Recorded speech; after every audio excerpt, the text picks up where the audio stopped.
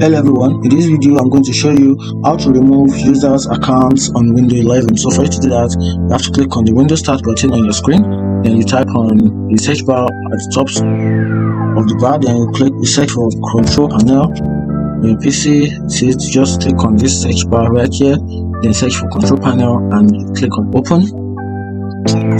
Then after that, then you click on the user's account. Then you click on this second option right in front of change account type, then you click on remove user's account, and right here you can decide to remove any user's account that is linked to your PC. Just click on the user, once you click on it, then right here then you can manage the account, or probably add another account, or change the account name, even the password, or change the account type. Even you can also manage the account. You can see when you click on this, then you choose your users, which then right here just click on it, then manage account. You can see add a user in PC settings. If you do that, then you have the option to remove these particular users from your PC.